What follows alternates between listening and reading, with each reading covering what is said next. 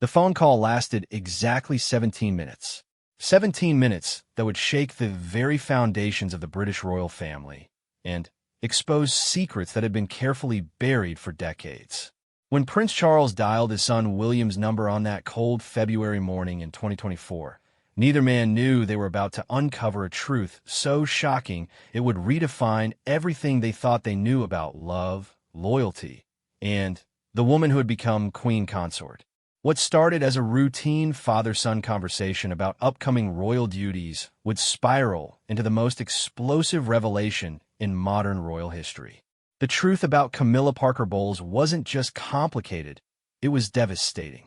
And once William heard what his father had discovered, there would be no going back to the carefully constructed narrative that had protected the monarchy for years.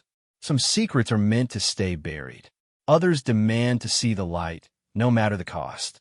This is the story of one phone call that changed everything, and the woman whose past finally caught up with her present.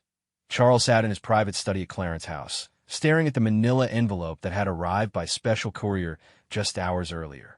The morning sun streamed through the tall windows, but he barely noticed the light dancing across his mahogany desk. His hands trembled slightly as he reached for his secure phone, the one reserved only for the most sensitive royal communications. The envelope bore no return address, only his name written in elegant script across the front. Inside, he had found documents that made his blood run cold, photographs, letters, and testimonies that painted a picture so different from the woman he had married that he questioned everything he thought he knew about Camilla. William was at Adelaide Cottage with Catherine and the children when his phone rang. He glanced at the caller ID and immediately knew something was wrong. His father never called this early unless there was an emergency or a crisis brewing within the royal household. "Father," William answered, setting down his morning tea. Catherine looked up from helping Charlotte with her breakfast, concern flickering across her face. "William, I need to see you immediately," Charles said, his voice strained in a way his son had rarely heard. "Come to Clarence House. Come alone, and tell no one where you're going." The urgency in his father's voice sent alarm bells ringing in William's mind. "What's happened? Is it Camilla?" "Harry." There was a long pause before Charles responded. "It's about Camilla, yes, but not in the way you might think. Just come, son. This conversation cannot wait, and it certainly cannot happen over the phone." William felt his stomach clench. In all his years dealing with royal scandals and family crises, he had never heard his father sound so shaken. "I'll be there within the hour." The drive to Clarence House felt interminable. William's mind raced through possibilities, each scenario worse than the last. Had Camilla been involved in another scandal? Was there a health crisis? Had she done something to jeopardize the monarchy's already fragile reputation? When he arrived, Charles was waiting for him in the same study where they had discussed William's future role as king, where they had planned his wedding to Catherine, and where they had strategized about how to handle Harry's departure from royal duties. But today, the atmosphere was different, charged with a tension that made the air feel thick and oppressive. "Sit down, William," Charles said, gesturing to the leather chair across from his desk. He looked older than William had ever seen him, as if he had aged years in the span of a single morning. William remained standing. "Father, you're frightening me. What's going on?" Charles picked up the manila envelope and held it for a moment, as if weighing whether to proceed. "This morning, I received this package. What's inside changes everything we thought we knew about Camilla's past. Everything." He opened the envelope and spread its contents across the desk. William moved closer, his eyes scanning the documents. There were photographs of Camilla from the 1970s and 1980s, but she wasn't alone. She was with men William didn't recognize, in compromising situations that suggested relationships far more complex than the simple narrative they had been told about her past. But it was the letters that truly shocked him. Handwritten notes in Camilla's distinctive script, detailing relationships and arrangements that painted her in an entirely different light. There were references to financial transactions, to favors exchanged, and to a network of powerful men who had apparently been part of her life long before she became involved with Charles. Where did these come from? William asked, his voice barely above a whisper. That's what I intend to find out, Charles replied grimly. But first, we need to understand what we're dealing with. These documents suggest that Camilla was involved in activities that go far beyond what we've been told about her past. One particular letter caught William's attention. It was dated from 1981, just months before Charles's marriage to Diana. In it, Camilla wrote to someone named D about maintaining the arrangement and ensuring that our friend would remain protected even after his marriage. The implications were staggering. Does she know you have these? William asked. Charles shook his head. She's in Scotland, visiting her sister. She won't be back until next week. That gives us time to verify the authenticity of these documents and decide how to proceed. William studied another photograph more closely. It showed Camilla at what appeared to be an exclusive party, surrounded by men in expensive suits. In the background, he could make out faces he recognized: politicians, businessmen, and at least one member of the aristocracy who had been involved in scandals of his own. This suggests she was part of some kind of arrangement, William said carefully. A network of relationships that went far beyond anything romantic. That's exactly what I'm afraid of, Charles admitted. Look at this. He handed William a typed document that appeared to be a list of names and dates. Camilla's name was at the top, followed by what looked like a schedule of meetings and events spanning several years. Some of the names on the list were familiar: powerful men in politics and business who had shaped British society for decades. If this is real, William said slowly, it suggests she wasn't just your mistress during your marriage to my mother. She was something else entirely. The weight of the implications settled over both men. If these documents were authentic, they suggested that Camilla had been involved in a sophisticated operation that went to the very heart of British power structures. The woman who was now queen consort had potentially been part of something that could shake the monarchy to its core. Charles moved to the window, looking out at the London streets where tourists gathered daily to catch a glimpse of royal life. I keep thinking about all the times she encouraged certain appointments, certain policies. All the social events she insisted we attend, the people she insisted we meet. I thought she was just being social. But what if there was more to it? William joined his father at the window. We need to be very careful how we proceed. If this gets out before we understand what we're dealing with, it could destroy not just Camilla, but the entire institution. I know, Charles said quietly, but I also know I can't pretend I haven't seen this. I can't continue to live with a woman I apparently never really knew. The two men stood in silence for several minutes, each lost in their own thoughts. The morning sun had given way to gathering clouds, and the light in the study grew dimmer. Outside, life in London continued as normal, but inside Clarence House, two future kings grappled with information that could change the course of British history. There's something else, Charles said finally, returning to his desk. He picked up a small tape recorder that William hadn't noticed before. This was in the envelope as well. He pressed play, and Camilla's voice filled the room. She was speaking to someone in hushed tones, discussing arrangements and obligations that made it clear she was involved in activities far removed from her public role as a royal wife.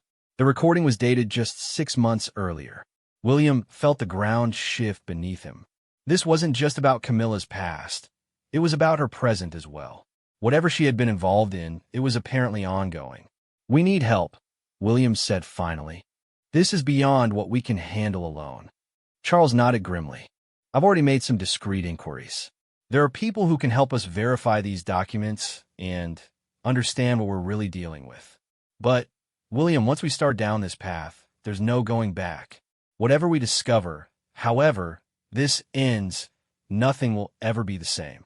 William looked at the documents spread across the desk, at the photographs and letters that painted such a different picture of the woman who had become his stepmother. He thought about his own children, about the monarchy they would inherit, and about the responsibility they both bore to protect the institution while also protecting the truth. Then we find out everything, he said finally, no matter what it costs. Charles picked up his phone to make the calls that would set their investigation in motion, while William gathered the documents that would either save or destroy the woman who had become the Queen Consort of England. Neither man could have imagined that this was only the beginning of revelations that would rock the very foundations of everything they held dear. 3 days after the initial phone call, William found himself in an unmarked office building in central London, sitting across from a woman who introduced herself only as Margaret. She was in her 60s, with sharp eyes and an air of authority that suggested years of handling sensitive government matters. Charles had arranged the meeting through contacts he had never revealed to William before. "Your Highnesses," Margaret began, spreading copies of the documents across the conference table. "What you've brought me is more significant than you might realize. These documents appear to be part of a larger intelligence file that was supposedly destroyed in the 1990s. William leaned forward. "Intelligence file? You mean MI5 was investigating Camilla?" Margaret nodded grimly. "Not just investigating, monitoring. What you're looking at are fragments of an operation that went back decades. Mrs. Parker Bowles, as she was then, wasn't just socializing with powerful men. She was facilitating introductions, gathering information, and, in some cases, creating situations that could be leveraged later." Charles felt his world tilting. "Are you saying she was a spy?" "Not in the traditional sense," Margaret replied carefully. "She was what we call an influence asset.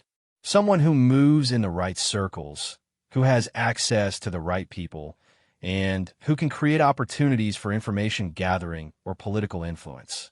It's more common than you might think, particularly among the social elite." She pointed to one of the photographs showing Camilla at a party in the early 1980s.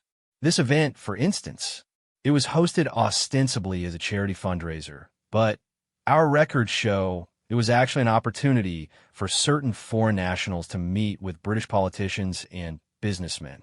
Camilla was instrumental in making sure the right people attended and that certain conversations took place." William studied the photograph more closely. "How long did this go on?" "Based on what we can verify, from approximately 1975 until at least 1992. Possibly longer." Margaret's expression remained neutral, but her words hit like hammer blows. Charles stood abruptly and walked to the window. 1992. That's when Diana and I announced our separation. When my relationship with Camilla became more public." "Yes," Margaret confirmed. "It's possible that her role changed at that point, or that her handlers decided the risk of exposure had become too great. But, Your Majesty, there's something else you need to know." She pulled out a thick folder that she hadn't opened before. "We've been able to verify the authenticity of most of these documents. They're real. But, more importantly, we've discovered evidence suggesting that some of these activities may have continued even after she became your wife." The room fell silent. William could hear his own heartbeat in his ears as the implications sank in. If Camilla had continued to operate as an intelligence asset after marrying Charles, it meant that everything, their private conversations, their royal duties, their access to state secrets, had potentially been compromised. "Show me," Charles said quietly, returning to his seat. Margaret opened the folder and revealed a series of reports dated from 2010 onwards. "These are financial records showing payments made to accounts linked to Mrs. Parker Bowles from sources we've traced to foreign intelligence services. They're disguised as charitable donations and speaking fees, but the pattern is consistent with compensation for intelligence assets." William felt sick. "How much money are we talking about? Over the past 15 years? "Approximately £2 million. The figure hung in the air like a physical presence. Charles stared at the documents as if they might change if he looked long enough. £2 million, he repeated slowly. "For what?" "Access," Margaret said simply. "Information about royal schedules, political discussions, government policies that might affect international relations. Nothing that would be considered treason, necessarily, but information valuable enough to pay for." She pointed to specific entries in the financial records. "These payments correspond with major state visits, trade negotiations, and political summits where your wife would have had access to sensitive information." William thought about all the times Camilla had been present during private royal meetings, all the state papers she might have seen, all the conversations she might have overheard. The scope of potential compromise was staggering. "There's more," Margaret continued. We've identified at least 3 occasions in the past 5 years where information discussed in your private meetings was known to foreign governments before official announcements were made. Charles leaned back in his chair, looking older than his years. The trade agreement with Japan, the defense contract discussions with Australia, the energy policy meetings. Among others, yes. William ran his hands through his hair. This is beyond anything we imagined. We're talking about a security breach at the highest levels of government. Margaret nodded, which is why this investigation has moved beyond just royal family concerns. The Prime Minister's office has been briefed, as have the heads of MI5 and MI6. This is now a matter of national security. The weight of that statement settled over the room. This was no longer about family secrets or personal betrayals. The Queen Consort of England was potentially a foreign intelligence asset who had been operating at the heart of the British establishment for decades. What happens now? Charles asked. Several things need to happen simultaneously, Margaret replied. First, we need to conduct a full security review of every meeting, every document, and every conversation your wife has had access to since your marriage. Second, we need to identify and assess any ongoing security threats. And third, we need to decide how to handle this situation without compromising national security further. William understood the implications immediately. You're talking about removing her from all royal duties with access to sensitive information. At minimum, yes. But there are larger questions that will need to be addressed by people far above my pay grade. Charles stared out the window at the London skyline. How do we handle this publicly? The monarchy has already survived scandal after scandal. I'm not sure it can survive this. Margaret's expression softened slightly. That's not my area of expertise, Your Majesty.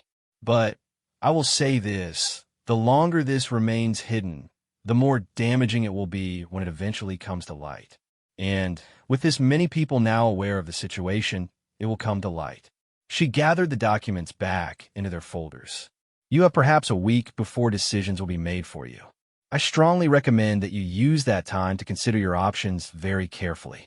After Margaret left, William and Charles sat in silence for a long time. The magnitude of what they had learned seemed to grow with each passing minute. The woman Charles had loved for decades, the woman he had finally married after years of waiting, had potentially been deceiving him about her most fundamental loyalties. I keep thinking about Diana, Charles said finally, about all the accusations she made about Camilla being manipulative, about her having hidden agendas. I thought it was jealousy, paranoia brought on by the breakdown of our marriage. What if she knew something? William had been thinking the same thing. Diana was more connected to intelligence circles than most people realized. Her humanitarian work brought her into contact with people who might have known about these kinds of operations. They both remember Diana's famous interview, where she had talked about there being 3 people in her marriage. What if she had meant something entirely different from what everyone had assumed? We need to talk to people who were close to Diana, William said. People who might have knowledge about what she knew or suspected. Charles nodded slowly, but carefully, very carefully. If word gets out that we're investigating Camilla's past, it could trigger exactly the kind of crisis we're trying to avoid. William pulled out his phone to check the time. In just a few hours, he was supposed to attend a charity event with Catherine. Tomorrow, he had meetings with government ministers about upcoming royal duties. Next week, there was a state dinner where Camilla would be expected to play a prominent role. The surreal nature of the situation hit him fully. He would have to smile and make small talk and carry out his royal duties, all while knowing that the woman sitting beside his father at official functions might be a foreign intelligence asset who had been betraying British interests for decades. "Father," he said carefully, "when Camilla returns from Scotland, we can't let on that we know anything. Not until we understand the full scope of what we're dealing with." Charles rubbed his temples. "I don't know if I can do that, William. I don't know if I can look at her and pretend that nothing has changed." "You have to," William replied firmly. "For the monarchy, for the country, for our family. We have to be smarter about this than we've ever been about anything." As they prepared to leave the building, both men knew they were walking into the most challenging period of their lives. The phone call that had started everything was just 3 days in the past, but it felt like a lifetime. And somewhere in Scotland, completely unaware that her carefully constructed world was about to collapse, Camilla Parker Bowles was enjoying what might be her last days of freedom. The investigation that had begun with a mysterious envelope was about to become something much larger and more dangerous than either William or Charles could have imagined. And as they stepped out into the London afternoon, both men realized they were no longer just dealing with family secrets. They were standing at the center of a conspiracy that could reshape British politics and international relations. The truth about Camilla was only beginning to emerge, and with each revelation, the stakes grew higher. What had started as a father calling his son was about to become one of the most significant intelligence operations in modern British history. The call came at 3 a.m, jolting William from sleep. Catherine stirred beside him as he reached for the secure phone on his nightstand. Only a handful of people had this number, and calls at this hour meant only one thing: crisis. "Sir, this is Deputy Director Harrison from MI5. I'm sorry to wake you, but we have a situation that requires immediate attention." William sat up, instantly alert. "What kind of situation?" "It concerns the investigation into Mrs. Parker Bowles. We've intercepted communications suggesting that hostile parties are aware of our inquiry. Your stepmother may be in immediate danger." The words sent ice through William's veins. "What do you mean, danger?" "Intelligence assets who become liabilities are often dealt with permanently, sir. We have credible information suggesting that an elimination order may have been issued. We need to bring her in for protective custody immediately." William's mind raced. Camilla was still in Scotland, supposedly visiting her sister.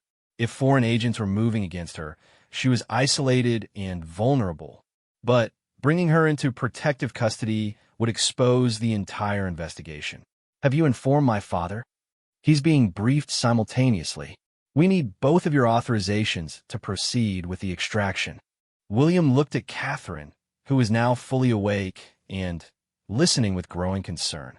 This was the moment everything became real, when the investigation moved from documents and suspicions to life and death decisions.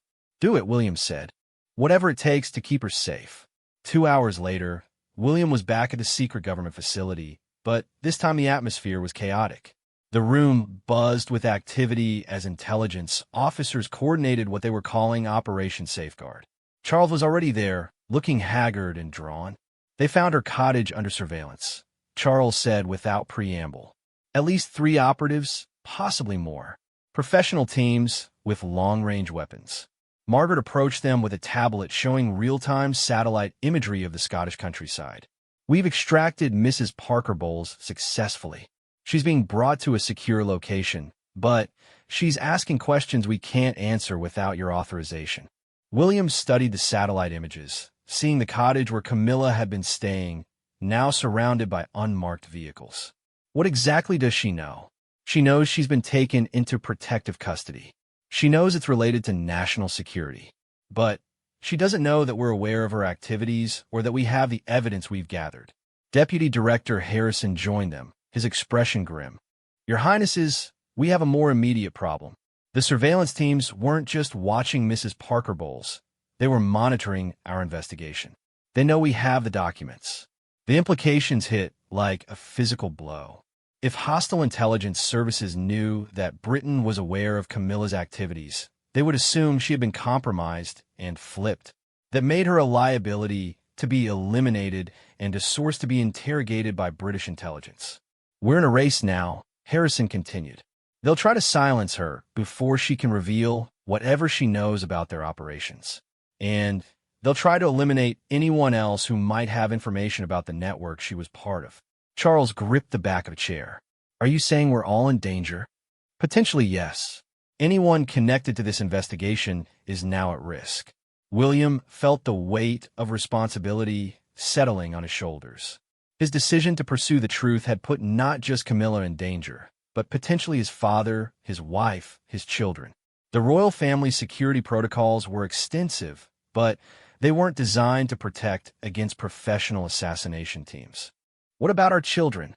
William asked. "Security has already been enhanced around your entire family," Harrison assured him. "But We need to resolve this situation quickly.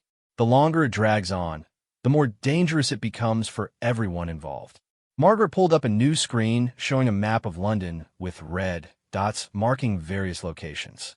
These are properties and individuals we believe are connected to the network Mrs. Parker Bowles was part of. Some of them have already gone aground. Others are being monitored. William studied the map. The red dots covered some of the most exclusive addresses in London, places where the social and political elite gathered regularly. How extensive is this network? We're still mapping it, but we believe it involves dozens of individuals across multiple sectors: politics, business, media, even other members of the aristocracy. Mrs. Parker Bowles appears to have been just one asset in a much larger operation. Charles leaned against the wall, looking overwhelmed. How do we not know? How did British intelligence not know that our society was so thoroughly penetrated? Harrison and Margaret exchanged glances before Harrison responded. Sir, the honest answer is that we did know. Parts of it, anyway. But some of these operations had authorization from previous governments. The line between official cooperation and foreign infiltration became blurred over the years. The room fell silent as the full scope of the situation became clear. This wasn't just about Camilla being a foreign asset. It was about a systematic compromise of British institutions that had been allowed to continue and possibly even sanctioned by previous governments. My God, William said quietly. This goes all the way to the top. Margaret nodded grimly, which is why this has become a matter of national security at the highest levels. The Prime Minister is being briefed as we speak. There will likely be emergency sessions of Parliament. A new voice joined the conversation as another intelligence officer approached with urgent news. Sirs, we've just received word that Mrs. Parker Bowles is asking to speak with Prince Charles directly. She says she has information that could prevent what she calls a catastrophic misunderstanding. William and Charles looked at each other. This was the moment they had been dreading, when they would have to face Camilla directly and confront her about her activities. She could be trying to manipulate the situation, William said carefully, trying to control the narrative before we learned the full truth. Charles shook his head. Or she could have information that we desperately need. If there are other threats, other assets we don't know about, we need to know immediately. Harrison consulted his tablet. She's at a secure facility about 30 minutes from here. The conversation would be monitored and recorded, of course. William thought about all the implications. If Charles spoke with Camilla now, it would be their first contact since this all began. There would be no going back to their previous relationship, no pretending that nothing had changed. I need to see her, Charles said finally. Whatever she's done, whatever she's been involved in, I need to hear it directly from her. The drive to the secure facility was tense and silent. William insisted on accompanying his father, despite the security risks. Both men were grappling with the reality that the woman Charles had loved for decades was now being held in what was essentially a government prison. The facility looked like an ordinary office building from the outside, but inside it was clearly designed for interrogation and containment. They were led through multiple security checkpoints before arriving at a room with reinforced walls and observation windows. Camilla was sitting at a simple table, still wearing the casual clothes she had been wearing when the extraction team found her. She looked older than William remembered, tired and frightened, but still maintaining the composure that had served her throughout her public life.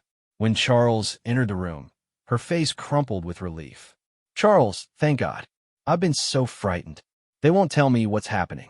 Charles took the seat across from her, his expression carefully controlled. Camilla, we need to talk.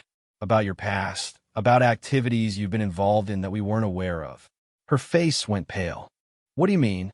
William watched from behind the observation window as his father pulled out copies of some of the documents they had discovered. Camilla's reaction was immediate and telling, not surprise or confusion, but resignation. How long have you known? She asked quietly. A week, Charles replied. But I suspect you've known this day would come for much longer than that. Camilla nodded slowly, tears beginning to form in her eyes. I never wanted you to find out this way. I never wanted you to find out at all. Then, tell me now, Charles said. All of it. Start from the beginning. What followed was a confession that revealed the true scope of Camilla's involvement in intelligence operations spanning nearly 5 decades. She had been recruited as a young woman, initially to help with what she was told were British intelligence operations. Over time, her role had evolved and her handlers had changed. It started as patriotic service, she said, her voice barely above a whisper. I was told I was helping my country, but gradually the lines became blurred. The people I was reporting to weren't always British. The information they wanted wasn't always benign. Charles listened with growing horror as she described decades of gathering information, facilitating meetings, and creating opportunities for foreign intelligence services to access British secrets. What had started as occasional favors had become a full-time occupation hidden behind her social activities. The money they mentioned, Charles said. The £2 million. Insurance, Camilla replied. They called it insurance. To ensure my loyalty, to ensure I wouldn't expose the operation, but also to provide for my future if things went wrong. William felt sick as he listened through the audio feed. The woman his father had married had been living a complete lie for their entire relationship. Every social event, every royal duty, every private moment had been potentially compromised. Why are you telling us this now? Charles asked. Camilla looked directly at him, her eyes filled with pain and regret. Because it's over, Charles. They've decided I've become too much of a liability. The extraction today wasn't just about protecting me. It was about silencing me before I could reveal what I know about their other operations. She leaned forward, her voice becoming urgent. There are others, Charles. People close to you, close to the government, who are still active. This investigation has exposed not just me, but an entire network that's been operating for decades. The room seemed to spin as the full implications of her words sank in. Camilla wasn't just confessing to her own activities. She was revealing the existence of a conspiracy that reached into the highest levels of British society. Names, Charles said grimly. I need names. What Camilla revealed over the next hour would reshape the investigation entirely and put dozens of additional lives at risk. The phone call that had started everything was about to trigger the largest counterintelligence operation in British history.